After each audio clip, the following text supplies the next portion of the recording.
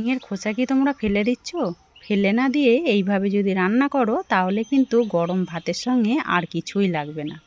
নমস্কার বন্ধুরা, কাজল ভিলেজ কিচেনে সকলকে স্বাগত জানাই। রোজকার মতো আজও রান্নাঘরে চলে এলাম। আজকের রেসিপি প্রথম থেকে লাস্ট পর্যন্ত দেখতে থাকুন, আশা করছি ভীষণ ভালো লাগবে। তো চলুন তাহলে শুরু করা যাক।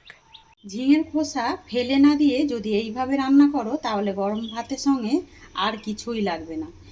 একদম দেখো, ঝিঙের খোসা তো আমরা ফেলে দিই অনেক সময়, তো আমি আজকে কেটে ওইগুলোকে ধুয়ে পরিষ্কার করে নিয়েছি।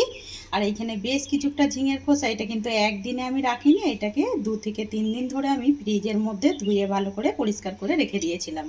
অপরদিকে দেখতে পাচ্ছ গ্যাস অন করে আমি বেশ কিছুটা গরম জল বসিয়ে দিয়েছি।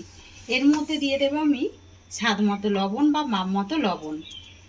এবারে ঝিঙের খোসাগুলোকে আমি সবটাই এর মধ্যে দিয়ে দেবো। এই গরম জলের মধ্যে দিয়ে হালকা একটুখানি ভাপিয়ে নেব, এতে করে ঝিঙের খোসাগুলো একটু নরম হয়ে যাবে আর খেতে কিন্তু বেশ লাগবে। খোসাগুলোকে আমি খুব ভালো করে একটু গরম জলে ফুটিয়ে নিয়েছি। এইভাবে এতে যদি কোনো কেমিক্যাল বা জীবাণু থাকে এটা কিন্তু একেবারে চলে যাবে, আর এটা খসখসানিটাও কিন্তু দূর হয়ে যাবে। এবার আমি এটাকে জল থেকে ছেঁকে তুলে নেব। সমস্ত ঝিঙের খোসাগুলোকে আমি জল ঝেড়ে আর একটু ঠান্ডা জলে ধুয়ে নিয়েছি, এতে করে খুব তাড়াতাড়ি কিন্তু এটা ঠান্ডা হয়ে যাবে।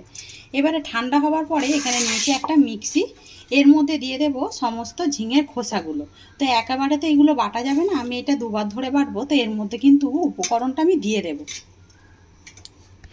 এর মধ্যে দিয়ে দেব আমি 2টো কাঁচা লঙ্কা, আর দেব 1 টুকরো আদা, আর এখানে আমি রসুন দেব একটু বেশি করেই।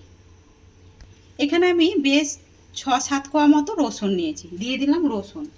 আর এই দেখো, আগে থেকে আমি এখানে 5টা মতো চিংড়ি মাছ বেশ বড় সাইজের কেটে ধুয়ে পরিষ্কার করে রেখেছি। খোসাটাকে কিন্তু ফেলে দিয়েছি, আর এই যে ডাঁড়াতে একটা যে কালো শিরা থাকে ওইটাকেও কিন্তু ফেলে দিতে হবে। এবারে দিয়ে দেবো এই চিংড়ি মাছটা। সমস্ত উপকরণগুলো দিয়ে দিলাম। এবার এটাকে ঢাকা দিয়ে খুব ভালো করে মিক্সিতে দিয়ে বেটে নেব। সমস্তটাকে আমি বেটে নিয়েছি, আর দেখতেই পাচ্ছ বাটাটা ঠিক এরকমই হবে। তো এতে কিন্তু জল দেবে না, এইভাবে কিন্তু মিক্সিটাকে ঘুরিয়ে ঘুরিয়ে একবার বাটলেই কিন্তু এটা হয়ে যাবে। অপরদিকে কড়া গরম হতে বসিয়ে দিয়েছি, কড়ার মধ্যে দিয়ে দেব সর্ষের তেল, আর এই রান্নাটা কিন্তু সর্ষের তেলেই করতে হবে। বেশ কিছুটা দিয়ে দিয়েছি সর্ষের তেল। তেলটা কিন্তু বেশ ভালোভাবে গরম হয়ে গেছে, দিয়ে দেবো একটা গোটা শুকনো লঙ্কা ফোড়নের জন্য, আর দেবো এতে বেশ কিছুটা কালা জিরে। এতে করে কিন্তু খোসা বাটার টেস্টটা কিন্তু দারুণ হয়ে যাবে। দিয়ে দিলাম বেশ কিছুটা কালা জিরে ফোড়নের জন্য। এবারে দেবো আমি এখানে একটা কাঁচা লঙ্কাকে ফাটিয়ে নিয়েছি। সমস্ত উপকরণগুলোকে বেশ ভালো করে তেলের সঙ্গে একটু ভেজে নেব। সমস্ত উপকরণগুলো বেশ সুন্দর করে সরষের তেলের সঙ্গে ভেজে নিয়েছি। এবারে এখানে যে খোসা বাটাটা বেটে রেখেছিলাম আমি সমস্ত উপকরণটাই তেলের মধ্যে দিয়ে দেব। সমস্তটাই তেলের মধ্যে দিয়ে দিলাম। এবারে উপকরণগুলোকে তেলের সঙ্গে খুব ভালো করে মিশিয়ে নিতে হবে। এবার আমি এর মধ্যে দিয়ে দেব সামান্য একটু রঙের জন্য হলুদ গুঁড়ো, আর দেব এখন স্বাদ মতো লবণ। তখন কিন্তু লবণ দিয়েছিলাম ভাপানোর সময়, এবারে দিয়ে দিলাম স্বাদ মতো বা মাপ মতো লবণ। এবারে সমস্ত উপকরণগুলোকে খুব ভালো করে মিশিয়ে নেব। এইভাবে অনবরত কিন্তু এটা নাড়তে হবে, একটু হালকা মানে গ্যাসের মধ্যে এইভাবে ভালো করে একটু নাড়তে হবে। এই সময়তেই আমি এর মধ্যে একটা উপকরণ দিয়ে দেব, যেটা দেব স্বাদ মতো চিনি বা মাপ মতো চিনি। চিনিটা কিন্তু অতি অবশ্যই দেবে, এতে করে কিন্তু এই ভাজার খোসা টেস্টটা কিন্তু দ্বিগুণ হয়ে যায়। এবারে এর মধ্যে দিয়ে দেব একটা এই সময় কাঁচা লঙ্কা, এটাও আমি একটু ফাটিয়ে নিয়েছি। এবারে আমি এটাকে ঢাকা দিয়ে বেশ কিছুক্ষণ রান্না করে নেব। বেশ কিছুক্ষণ ধরে আমি খোসাটাকে খুব ভালো করে নাড়াচাড়া করে একেবারে শুকিয়ে নিয়েছি। আর এই সময় একটু লবণটা চেক করে নেবে কীরকম হয়েছে।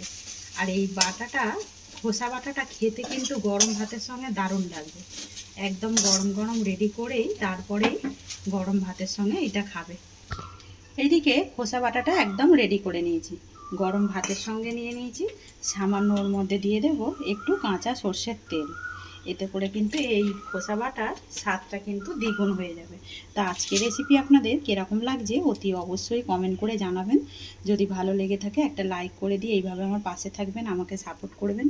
আমার এরকম নিত্য নতুন রান্নার জন্য পাশে থাকা বেল আইকনটি প্রেস করবেন। সবাই ভালো থাকবেন, সুস্থ থাকবেন, ধন্যবাদ। আবারও কোনো নতুন রেসিপি নিয়ে ফিরে আসবো। আজকের মতো এই পর্যন্ত।